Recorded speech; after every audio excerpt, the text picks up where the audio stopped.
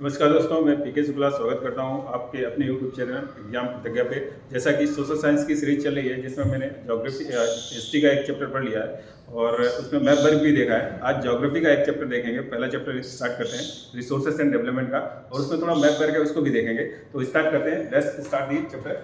देखते हैं तो देखते हैं भाई, पहला जो क्लास 10 का बोर्ड का जो एग्ज़ाम है वो फरवरी में होना है। ठीक है, फरवरी में एग्ज़ाम होना है, इसलिए ये सीरीज इसलिए प्रोवाइड की जा रही है कि आप कम समय शॉर्ट समय में ज़्यादा से ज़्यादा गेन कर सकें। तो बने रहिए हमारे चैनल के साथ, देखते रहिए।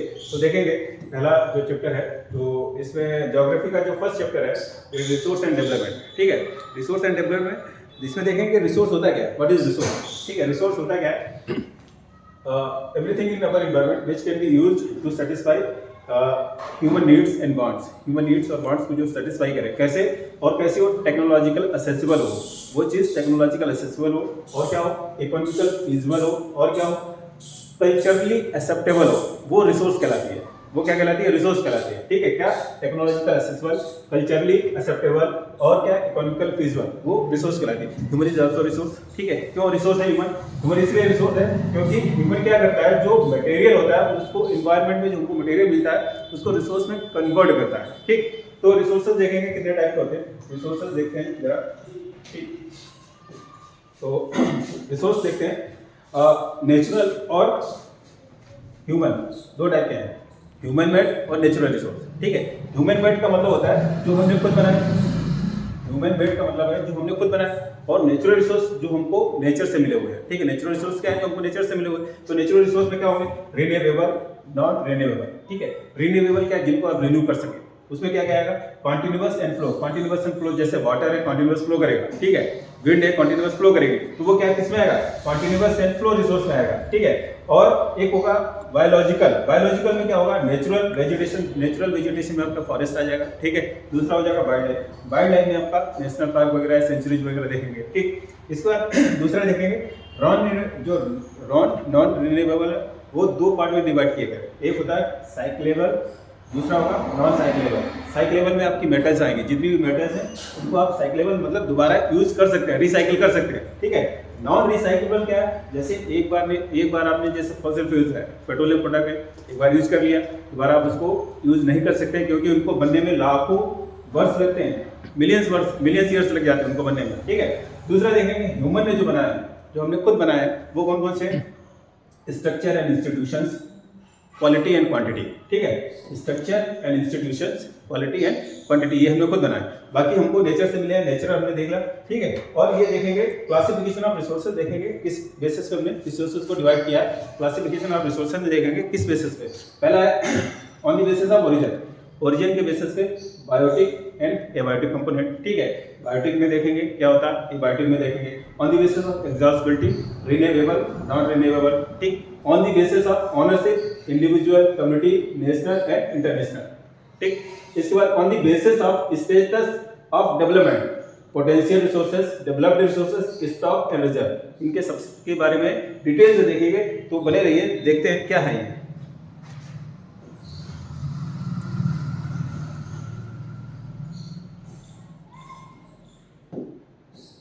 ठीक, तो on the basis of origin, on the basis of origin resources are biotic and abiotic.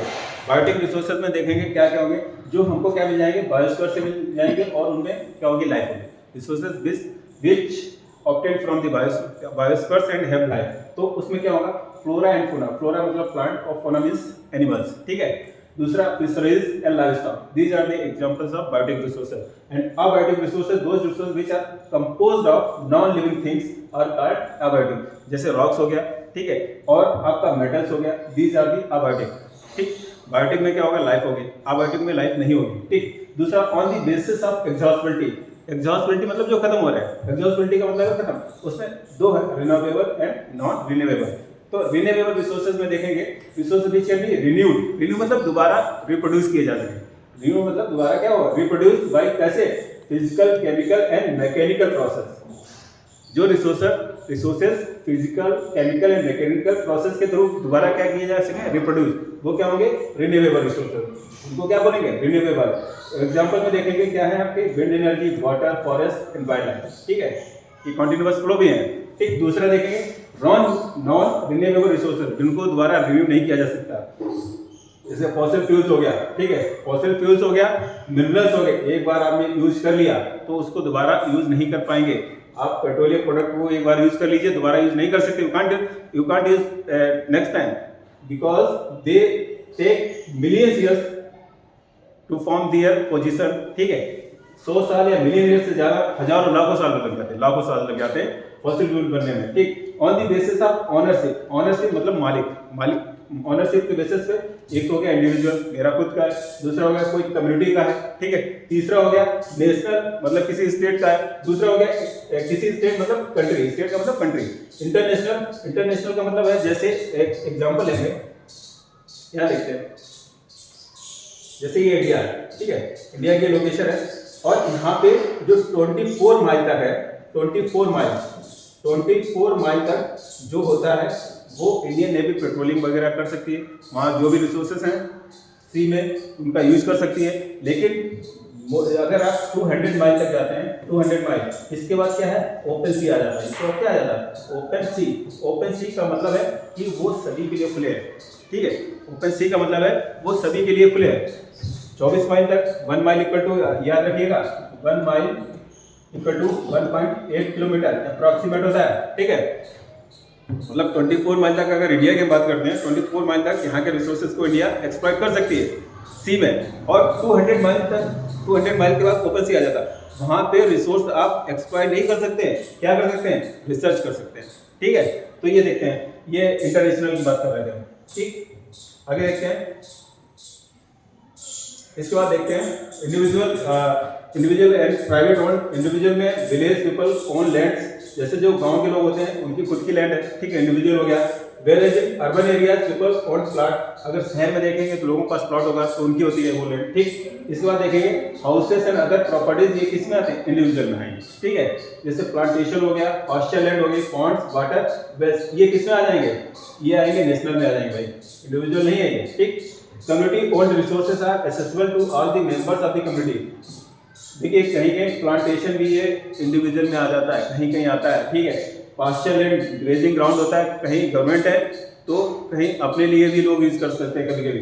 लेकिन community owned resources are essential to the members of community, जो कम्युनिटी मेंबर, जैसे आप किसी इलाके में रह रहे हैं, किसी एरिया में रह रहे हैं, वहाँ पे पार्क है तो वो उस कम्युनिटी के लिए यूज है, ठीक है। तो जो जैसे ग्रेजिंग ग्राउंड हो गया वो सारी कम्युनिटी के लिए है। दूसरा ब्यूरियल ग्राउंड, जहाँ पे लोगों को दफन किया जाता है, ठीक है।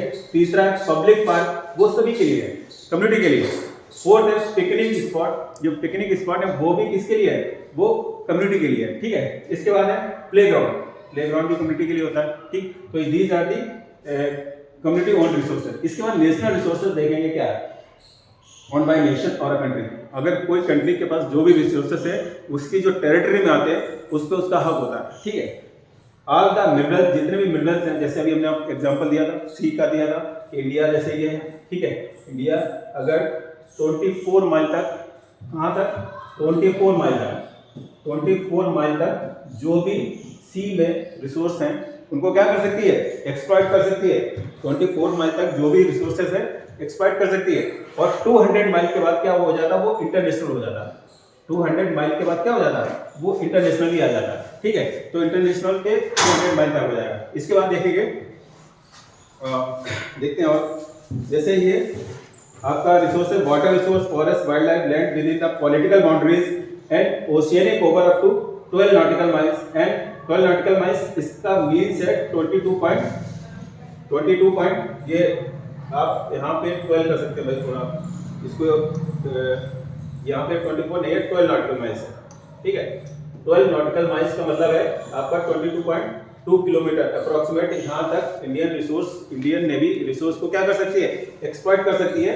और इसके बाद क्या इंटरनेशनल हो जाता है, 200 नॉटिकल माइल्स के बाद इंटरनेशनली, ठीक है। वहाँ पे आप रिसोर्स को एक्सप्लॉइट नहीं कर सकते, रिसर्च कर सकते हैं, ठीक है। इसके बाद देखेंगे जो फॉरेस्ट या वाइल्ड लाइफ है, जो पॉलिटिकल बाउंड्री के अंदर आता है किसी भी कंट्री के, वो नेशनल रिसोर्स में आता है, ठीक है। इसके बाद जैसे रोड हो गया, कैनल हो गया, रेलवे हो गया, ठीक है, पॉलिटिकल बाउंड्री के अंदर में आ रहा है तो नेशनल रिसोर्स हो गया। इंटरनेशनल रिसोर्स क्या होता है, are regulated by the international institutions.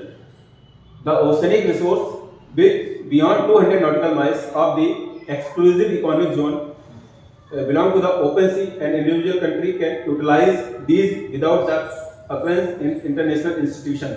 तो 200 नॉटिकल माइल्स के बाद जो भी रिसोर्स आप रिसर्च कर सकते हैं उसको यूटिलाइज कर सकते हैं, ठीक है। जैसे सी वगैरह आते हैं, बहुत सी रिसर्च सेंटर भी बने हैं, अंटार्कटिका में रिसर्च सेंटर बने उसी वजह से बने, ठीक। तो आगे बढ़ते हैं, देखते हैं इसको जरा। तो on the basis of status and development, potential, developed, stock and reserve, ठीक है। पोटेंशियल रिसोर्सेज क्या होते हैं? Are the resources which are found in the region but have been utilised. Those resources which can satisfy human needs and wants, and then they have not been utilized. इस potential resources वो होते हैं जो human needs and wants को satisfy कर सकते हैं, लेकिन अभी तक हमने उनको यूटिलाइज नहीं किया, ठीक है। दूसरा क्या है? जैसे गुजरात और राजस्थान में विंड पावर की बहुत सारी, सोलर एनर्जी की बहुत सारी पोटेंशियल है जिससे एनर्जी जनरेट हो सकती है, बट हमारे पास टेक्नोलॉजी इतनी नहीं है कि उसको एक्सट्रैक्ट कर सकें, ठीक है।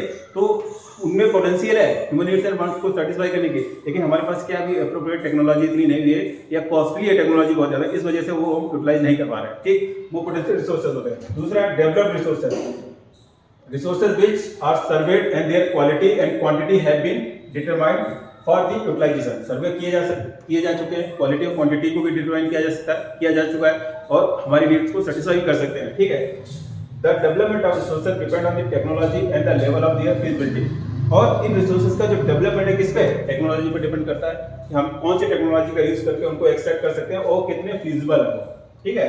दूसरा है materials in the environment which have the potential to satisfy human needs and human being did not have the appropriate technology to access them. These are called stock. तो स्टॉक की बात कर रहा था कि स्टॉक क्या होते हैं? स्टॉक वो होते हैं कि ह्यूमन नीड्स और वांट को सेटिस्फाई कर सकते हैं, ठीक है, लेकिन हमारे पास इतनी टेक्नोलॉजी नहीं अभी है जिससे कि हम क्या कर सकते हैं, उनको एक्सेस कर सकें। Due to lack of technology हम उनको एक्सेस नहीं कर पाए। हमारे पास क्या है? हमारे पास टेक्नोलॉजी की वजह से हम उसको एक्सेस नहीं कर पाए और वो स्टॉक के रूप में मौजूद है, ठीक है, स्टॉक के रूप में है।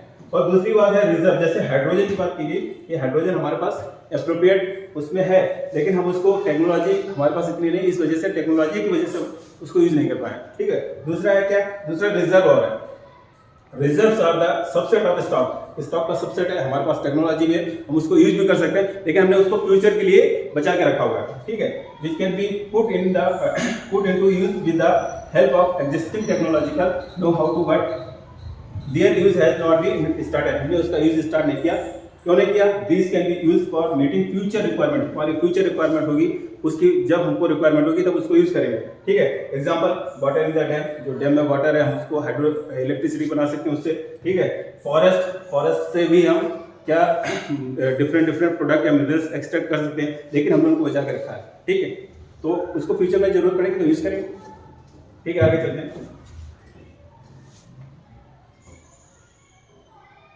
ठीक है। डेवलपमेंट ऑफ रिसोर्सेज,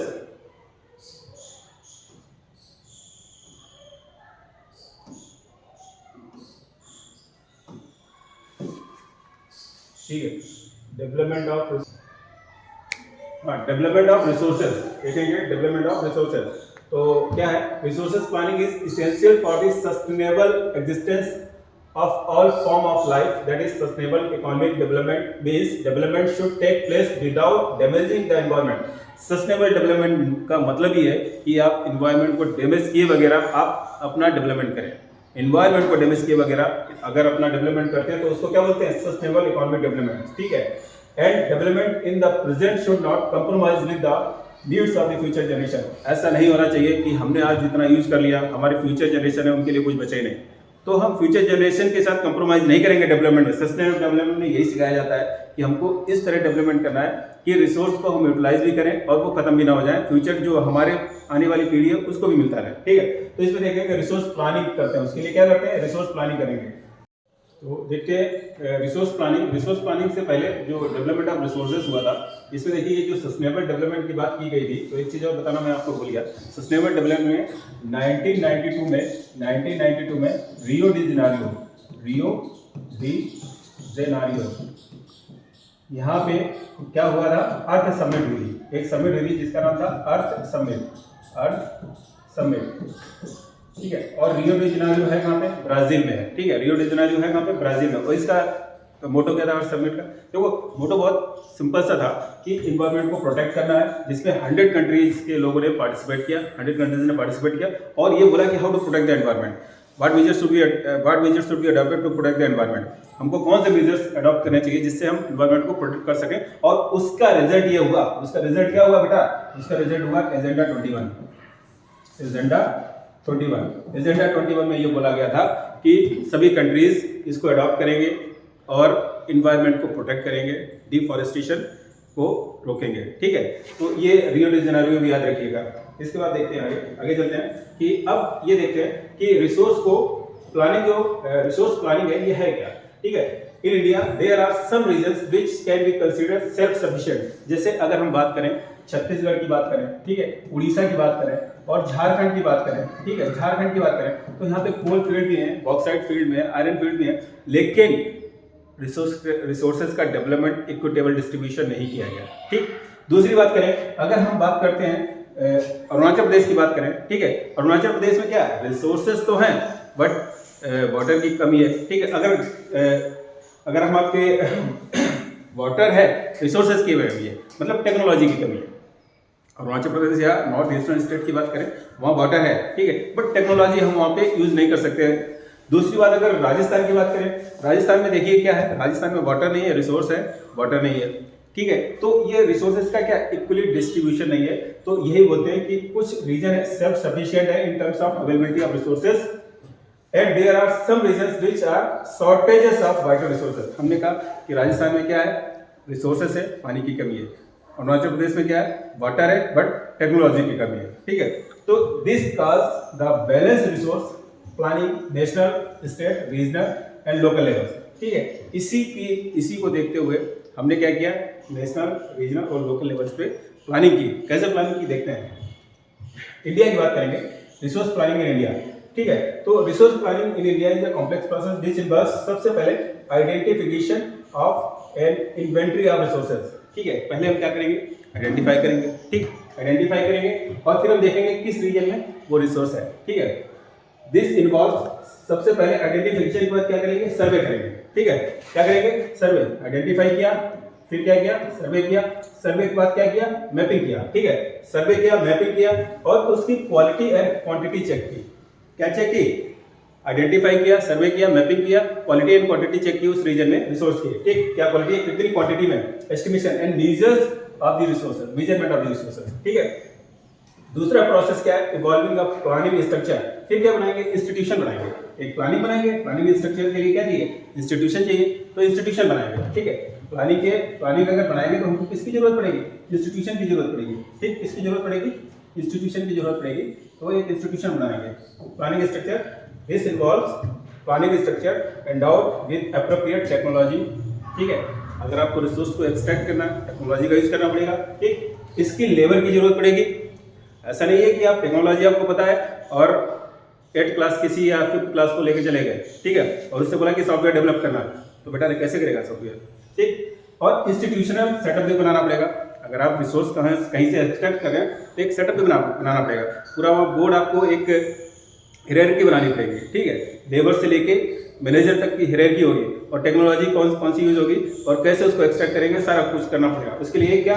इंस्टीट्यूशन की जरूरत पड़ेगी। Setup for implementing resource development. Resource development के लिए ये सब प्लान बनाने को पड़ेंगे आपको। इसके बाद क्या है? Matching the resource development plan with overall national development plan. जो आप रिसोर्स एक्सट्रैक्ट कर रहे हैं, नेशनल डेवलपमेंट उससे हो रहा है कि नहीं हो रहा है, ठीक है। जो भी आप रिसोर्स एक्सट्रैक्ट कर रहे हैं उसको देखेंगे कि उससे नेशनल डेवलपमेंट होगा कि नहीं होगा, ठीक है। तो उसके नेशनल डेवलपमेंट प्लान से भी इसको कंपेयर करेंगे। इसके बाद क्या है? Resource can contribute to the development only when they are accompanied by appropriate technological development and institutional changes। जब हम इंस्टीट्यूशनल चेंजेस लाएंगे या टेक्नोलॉजिकल चेंजेस लाएंगे, हो सकता है तभी वो नेशन के डेवलपमेंट में सहायक हो सके, ठीक। India has made concerted efforts toward achieving the goals of resource planning right from the first 5-year plan। India ने फर्स्ट 5-year प्लान लॉन्च किया था आफ्टर इंडिपेंडेंस, ठीक है। किस लिए किया? रिसोर्स को एक्सट्रैक्ट करेंगे, कैसे करेंगे? सस्टेनेबल बेसिस पे करेंगे। To overcome the irrational consumption and over utilization of resources। irrational consumption का मतलब ये होता है बेटा कि किसी के पास रिसोर्सेज बहुत ज़्यादा है, किसी के पास कुछ नहीं है, ठीक है। तो उसको इक्विटेबल डिस्ट्रीब्यूशन करेंगे। Resources conservation at various levels is important. तो रिसोर्स का जो कंजर्वेशन है हर लेवल पे इम्पोर्टेंट है, ठीक है। ऐसा नहीं है कि किसी लेवल पे अभी बात की गई कि अगर आप ज़्यादा एक्सट्रैक्ट कर लेंगे तो क्या हो जाएगा, फ्यूचर जनरेशन के लिए प्रॉब्लम हो जाएगी, ठीक। सस्टेनेबल का मतलब ये होता है कि आप रिसोर्स को एक्सट्रैक्ट करेंगे लेकिन विदाउट डैमेजिंग द एनवायरनमेंट और फ्यूचर जनरेशन को भी ध्यान में रखेंगे, ठीक भाई। उसके बाद देखते हैं आगे, हाँ लैंड रिसोर्सेज देखते हैं। तो land is also important resource, ठीक। Almost land is a natural resource, natural है, आप हमको मिला है पहले से। और क्या है, most important supports natural vegetation. Land किसको, नेचुरल वेजिटेशन को सपोर्ट करता है, वाइल्ड लाइफ को सपोर्ट करता है, ह्यूमन लाइफ को, इकोनॉमिक एक्टिविटीज जैसे आप एग्रीकल्चर प्रैक्टिसेस करते हैं, ठीक है। ट्रांसपोर्टेशन, रोड वगैरह बनते हैं, रेलवेज वगैरह, लैंड भी बनते हैं। कम्युनिकेशन सिस्टम, बहुत सारे आप सेटेलाइट वगैरह या आप बहुत सारे टावर वगैरह लगाते हैं, लैंड भी लगाते हैं, ठीक है। India has land under a variety of relief features. Relief features का मतलब होता है माउंटेन भी है, प्लेट्यूज भी है, प्लेन्स भी है, आइलैंड भी है, ठीक है। इंडिया में आप ये देखिए, आपने आपको ग्राफ दिया है कि इंडिया में जो 43% एरिया है वो किसका है, प्लेन एरिया है, ठीक है। माउंटेन एरिया कितना है, 33%, और प्लेट्यूज क्या है, 27%, ठीक है। इसका देखते हैं लैंड यूटिलाइजेशन कैसे करेंगे। Land utilisation are used for following purposes. किस पर्पस से, पहला है forest land and not available for cultivation. भाई फॉरेस्ट लैंड कल्टीवेशन के लिए नहीं है, वो वाइल्ड लाइफ के लिए, ठीक है। इसलिए उसको कल्टीवेट, वहाँ पे उसको पेड़ पौधे नहीं काटेंगे। दूसरा बैरन एंड वेस्टलैंड, दूसरी होती है जहाँ पे खेती नहीं होगी, जो वेस्टलैंड होगी। इसलिए land foot non agriculture uses, जो ऐसी लैंड जिस पे हम खेती नहीं कर सकते। फॉलो लैंड होती है दो टाइप की, एक होती है करंट जिसमें आप 1 साल के बाद खेती कर सकते हैं, और एक होती है नॉन कल्टिवेटेड लैंड जिसमें 1 से 5 साल के बीच आप खेती कर सकते हैं, ठीक है। दो टाइप की होती है फॉलो लैंड। इसके बाद आगे देखते हैं इसको, हाँ land use pattern in India. India में देखेंगे लैंड का जो यूज है कैसे करते हैं। पहला है फिजिकल फीचर्स, देखें फिजिकल फीचर्स क्या है, देखते हैं। Such as topography, climate and soil type. India की टोपोग्राफी कैसी है, क्लाइमेट कैसा है, और सॉइल टाइप कैसी है। ये सॉइल टाइप डिपेंड करेगा क्लाइमेट और टोपोग्राफी पे डिपेंड करेगा, ठीक। दूसरा क्या है, ह्यूमन फैक्टर पे डिपेंड करेगा कि ह्यूमन फैक्टर कैसे, सच एज पॉपुलेशन, ठीक है। पॉपुलेशन डेंसिटी, अगर इंडिया की पॉपुलेशन डेंसिटी की बात की जाएगी तो 2011 सेंसस अभी हम यूज कर रहे हैं, कितनी है, 382 पर स्क्वायर किलोमीटर स्क्वायर, ठीक है। तो इंडिया में आपको पता है, अगर अकॉर्डिंग टू सेंसस 2011 की बात करेंगे तो जनसंख्या कितनी है, पॉपुलेशन कितनी है, कोई बताएगा, 1.09 करोड़। और एरिया कितना है इंडिया का, 3.28 मिलियन स्क्वायर किलोमीटर, या 32,87,263 किलोमीटर स्क्वायर, इतना एरिया है। और इस एरिया में इतनी पॉपुलेशन रह रही है, आप समझ सकते हैं, ठीक है। हमारे पास इतना एरिया और इतनी पॉपुलेशन रह रही है। अब अगर सेंसस दोबारा होगा ना, ये 11 की बात कर रहे हैं बेटा, और अगर अब सेंसस की बात करेंगे तो पॉपुलेशन कितनी है, 136 करोड़ है लगभग। तो आप सब सोच सकते हैं इतना एरिया पड़ेगा पर पर्सन के लिए, ठीक। तो ये प्रॉब्लम है, सबसे बड़ी प्रॉब्लम है ये, such as population density, technological capability and cultural and tradition. ये ह्यूमन फैक्टर डिपेंड करेगा, ठीक है। दूसरा क्या है, द डेटा बिलो रिप्रेजेंट्स, और नीचे जो एक स्लाइड दी है हमने आपको, कुछ डेटा ये बता भी दिया है, ठीक। और आप देख सकते हैं जो करंट का डेटा भी देख सकते हैं एक बार कि कितना लैंड यूज में ह्यूमन फैक्टर कितना एक्वायर किया है, ठीक।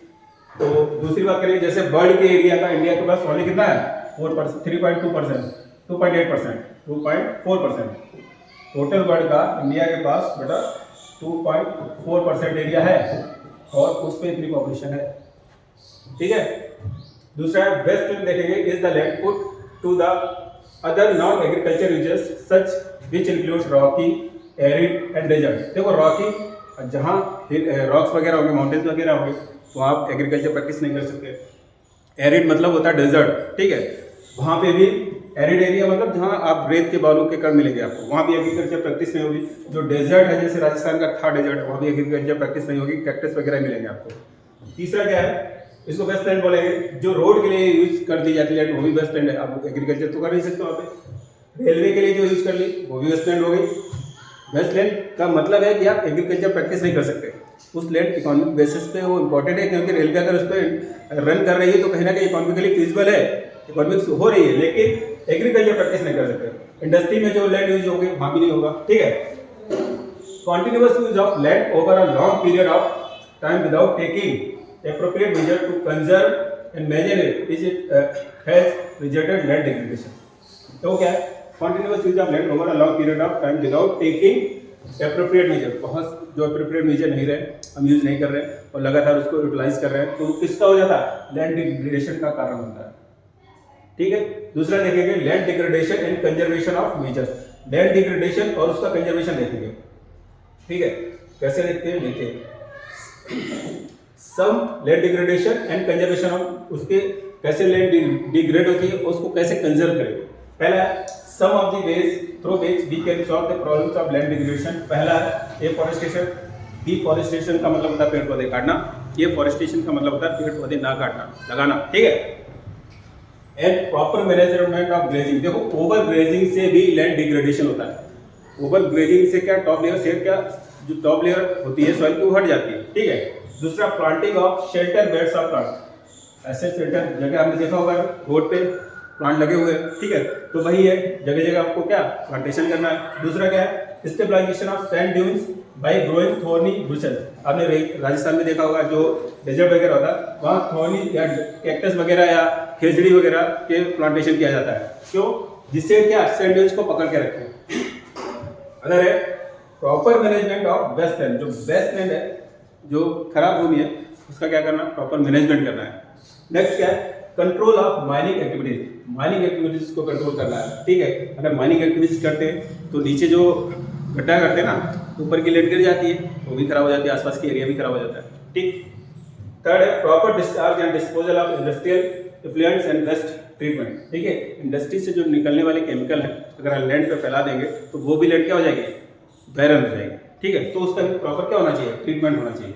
तो ये सारे हैं कंट्रोल करने के land degradation and conservation measures हैं, आप देख सकते हैं। नेक्स्ट आगे बढ़ते हैं। हाँ, ये इंपॉर्टेंट चीज है, देखते जरा।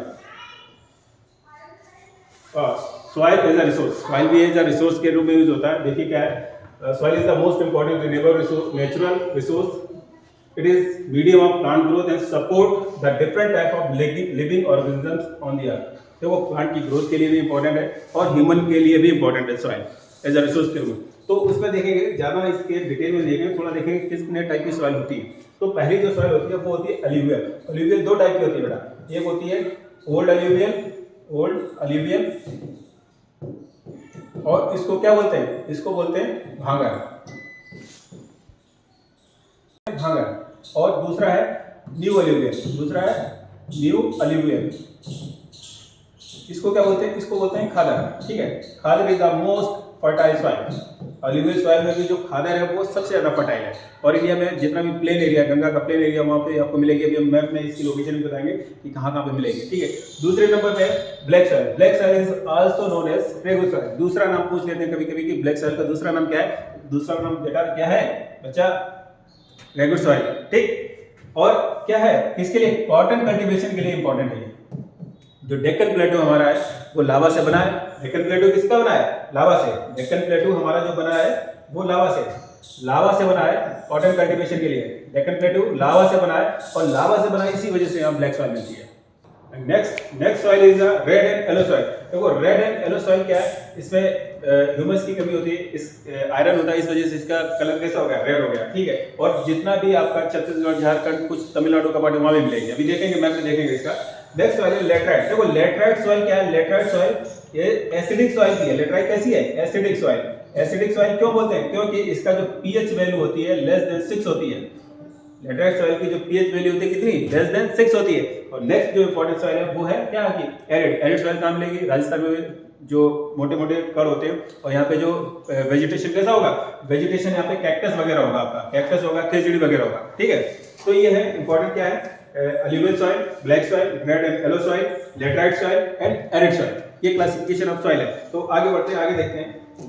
मैप भी अभी इसका मैप पर देखेंगे, इसका मैप क्योंकि आपका बोर्ड में पूछा जाता है मैप पर, इस मैप में बताएंगे इसको। आगे बढ़ते हैं, देखते हैं, ठीक है। हाँ, मैप पर आगे देखते हैं, ठीक है भाई। देखिए ये जो एरिया है, ये वाला आपको ग्रीन कलर का जो एरिया जहां जहां दिख रहा है, जैसे जम्मू कश्मीर हो गया, ठीक है, लद्दाख हो गया, तो यूटी बन गया जम्मू कश्मीर और लद्दाख, ठीक है, जम्मू कश्मीर, लद्दाख, हिमाचल प्रदेश, उत्तराखंड, और ये देखिए आपका सिक्किम का एरिया हो गया, और ये आपका अरुणाचल प्रदेश का एरिया। ये कौन सी है? ये आपकी माउंटेन या फॉरेस्ट सॉइल, कौन सी है? फॉरेस्ट या माउंटेन, ठीक भाई, फॉरेस्ट या माउंटेन सॉइल। तो ये मैप वर्क भी इंपॉर्टेंट है, याद रखिएगा। दूसरा देखिए, हमने आपको बताया था कि अलुवियल सॉइल सबसे ज्यादा, देखो हरियाणा का रीजन है, पंजाब का रीजन है, उत्तर प्रदेश का पूरा रीजन है, ठीक है, बिहार का पूरा रीजन है, वेस्ट बंगाल का रीजन है, ठीक है, और ये गुजरात का भी रीजन है, और ये देखिए असम और अरुणाचल प्रदेश तक चली गई। ये कौन सी है? Alluvial soil, alluvial soil, most fertile soil है अलुवियल सॉइल, ठीक है।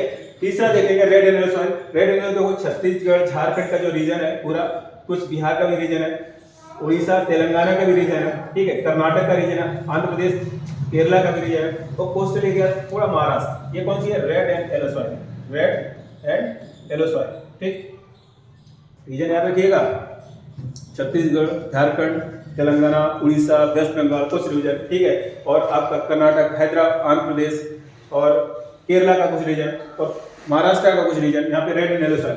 थर्ड है ब्लैक सॉइल। देखो ब्लैक सॉइल काम लेती है, डेक्कन प्लेटू में सारी ब्लैक सॉइल, ब्लैक सॉइल यहाँ कुछ राजस्थान का एरिया है, यहाँ भी black soil, mostly Maharashtra, Madhya Pradesh, ठीक है, कर्नाटक, यहाँ पे आपकी क्या मिलेगी? ब्लैक सॉइल मिलेगी। एंड थर्ड है लेटराइट सॉइल। लेटराइट सॉइल देखिए आपकी जो कोस्टल एरिया है, देखिए ये लेटराइट सॉइल है, ठीक है, कोस्टल एरिया में आपको क्या मिल जाएगी? लेटराइट सॉइल मिल जाएगी। कोस्टल एरिया में कुछ राजस्थान में मिल जाएगी, और जितना भी कोस्टल एरिया है जैसे कर्नाटक हो गया, केरला हो गया, थोड़ा केरला का पार्ट है, कर्नाटक का पार्ट है, गोवा का पार्ट है, महाराष्ट्र का पार्ट है, ठीक है, यहाँ पे आपको क्या मिलेगी? लेटराइट सॉइल मिलेगी। इसके बाद एरिड। एरिड ये देखिए राजस्थान वाला पार्ट, हमने कहा जहाँ मोटे कण होंगे मिट्टी की, वहाँ पे क्या कौन सी सॉइल होगी?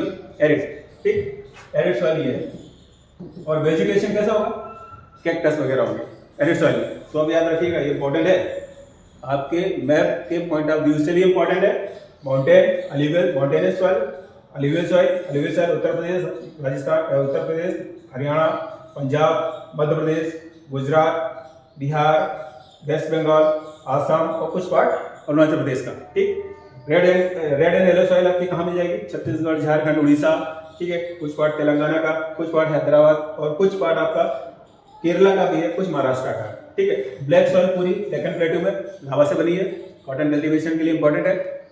इसके बाद देखेंगे एरिड सॉइल राजस्थान में आपको मिलेगी। तो ये सॉइल है, मैप वर्क है, आप इसको भी देख लीजिएगा, बहुत इंपॉर्टेंट है, और बहुत चांसेस है आपको बोर्ड में पूछ लिए जाएंगे मैप वर्क में, तो इसको भी प्रिपेयर करके जाइए बेटा। नेक्स्ट आगे बढ़ते हैं। हाँ, सॉइल इरोजन एंड कंजर्वेशन।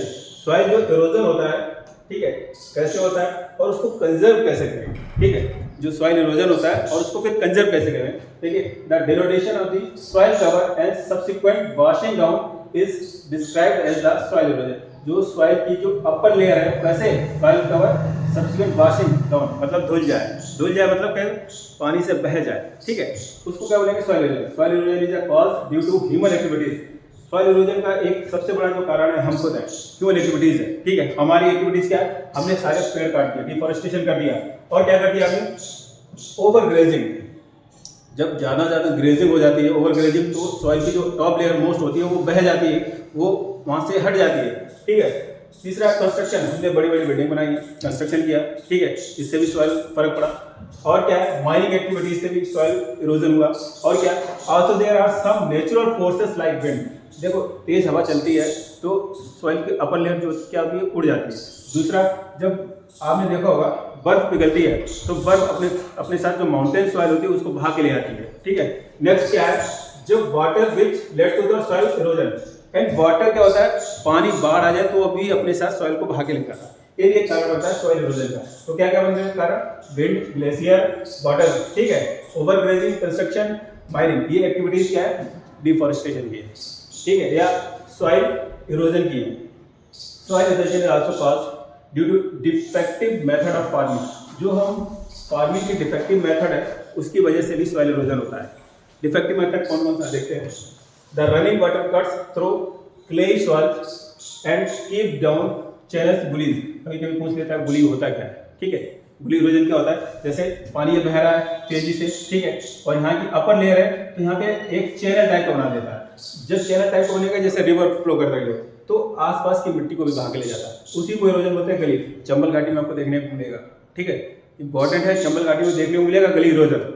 दूसरा है land becomes unfit for the cultivation and is known as wetland. जब इस टाइप की लैंड हो जाएगी तो कल्टीवेशन कैसे होगा, तो वेटलैंड पर हो जाएगी।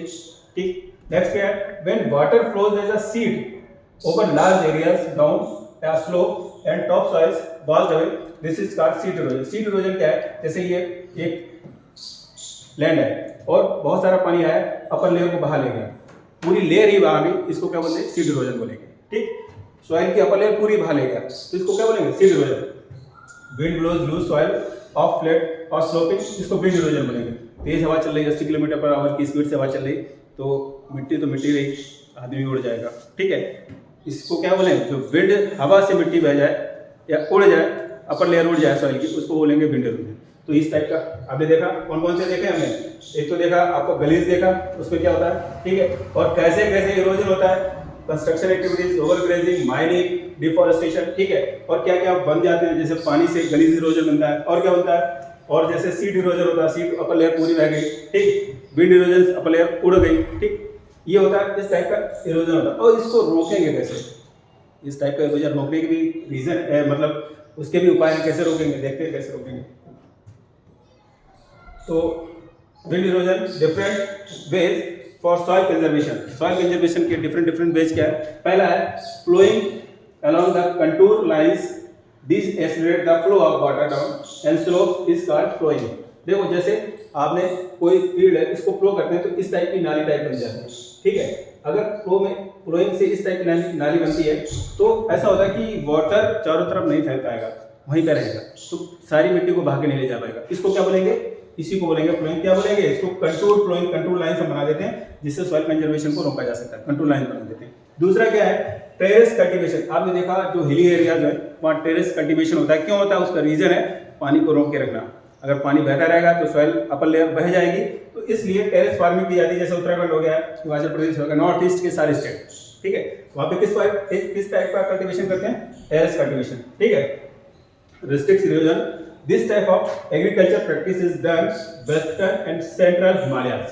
ठीक है, मैंने बताया उत्तराखंड और जितना भी ईस्टर्न हिमालयाज और वेस्टर्न हिमालयाज हैं, वहाँ पे किस टाइप का कल्टीवेशन, टेरेस फार्मिंग। नेक्स्ट है when a large field is divided into strips, छोटे छोटे, अगर कोई बड़ा खेत है उसको छोटे छोटे एरिया में स्ट्रिप पट्टियों में डिवाइड किया जाता है, तो क्या होता है, उस पट्टियों में आपने देखा होगा बीच में एक मेड़ टाइप की बनी होती है, उसमें घास लगा देते हैं। ठीक, घास लगाने का रीजन होता है मिट्टी को पकड़ के रखना। तो उसको क्या, strips and strips of grass are left to grow between the crops, then this breaks the force of wind. जैसे मिट्टी अगर घास जमी है तो मिट्टी को हवा उड़ा के नहीं ले जा सकती है। ठीक है, this method is known strip cropping. इस मेथड को क्या बोलते हैं, स्ट्रिप क्रॉपिंग। कुछ बड़ा फील्ड है, उसको छोटे छोटे पट्टियों में डिवाइड किया, बीच में मेड़ जो टाइप की होती है उस पर घास लगा दी, जिससे क्या होगा, मिट्टी को उड़ा के नहीं ले जा पाएगी हवा। ठीक है, उसको क्या बोलेंगे, स्ट्रिप क्रॉपिंग। नेक्स्ट है प्लांटिंग लाइन ऑफ ट्रीज। अब एक चीज और है कि अब अगर आप खेत के किनारे, चारों किनारे आप पेड़ लगा दें, ठीक है, अगर हवा तेज भी चल रही है तो वो पेड़ उस हवा को रोक लेंगे, तो इसको क्या बोलेंगे, इसको बोलेंगे शेल्टरमेंट। इसको क्या बोलेंगे, इसको बोलेंगे शेल्टरमेंट। ठीक है, ये भी रोकता है सॉइल इरोजन को। तो इतना समझ आया। देखिए, ये पूरा चैप्टर लगभग यहीं तक है और कोशिश की है कि कम समय में आपको ज़्यादा से ज़्यादा बताया जा सके। ठीक है, तो और भी वीडियो पाने के लिए बने रहिए हमारे चैनल एग्जाम प्रत्येक के साथ। लाइक, शेयर और सब्सक्राइब जरूर कीजिए, जिससे कि हम आगे की क्लासेस को और बेहतर बना सकें। थैंक यू, धन्यवाद।